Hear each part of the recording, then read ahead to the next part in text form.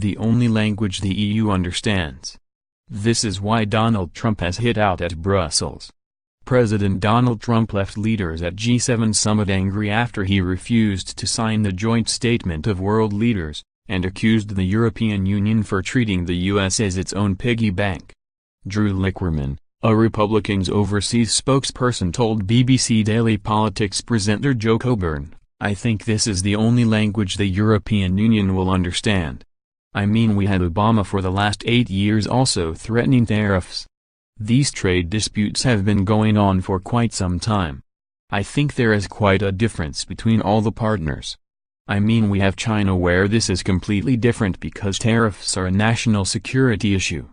We have companies like Huawei that pose an actual espionage risk, but in the European Union it is not the same risk." Earlier this year, the U.S. imposed a 25% tariff for steel and 10% for aluminum on imports from the EU, Canada, and Mexico. The EU then announced tariffs on U.S. goods ranging from Harley-Davidson motorcycles to bourbon. Tom Tugendhat, a Conservative MP for Tonbridge and Malling, said, "What is slightly surprising when you see this is that there is this idea that there is a security risk with Canada. It is frankly absurd. The idea that there is a security risk when in fact it is the UK that makes the steel that goes into American rocketry and American shipping. It is really somewhat strange because actually we are not a security risk, we are part of the US security infrastructure. So it is even more unusual. What we should actually be doing is working together on making sure that China obeys the WTO restrictions that it due to uphold, instead of fighting among ourselves. It is a bit of a shame that we are not uniting as we should be."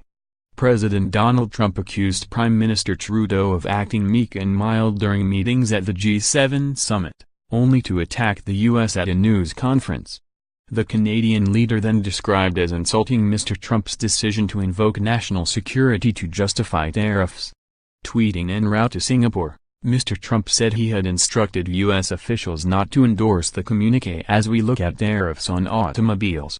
Mr. Trump added, "Fair trade is now to be called full trade if it is not reciprocal." According to a Canada release, they make almost $100 billion in trade with the U.S. Guess they were bragging and got caught. Minimum is 17B. Tax dairy from us at 270%. Then Justin acts hurt when called out. "Why should I, as President of the United States, allow countries to continue to make massive trade surpluses, as they have for decades, while our farmers, workers and taxpayers have such a big and unfair price to pay? Not fair to the people of America. $800 billion trade deficit. And add to that the fact that the U.S. pays close to the entire cost of NATO protecting many of these same countries that rip us off on trade, they pay only a fraction of the cost and laugh. The European Union had a $151 billion surplus, should pay much more for military. Germany pays 1%, slowly, of GDP towards NATO, while we pay 4% of a much larger GDP. Does anybody believe that makes sense? We protect Europe, which is good, at great financial loss, and then get unfairly clobbered on trade. Change is coming.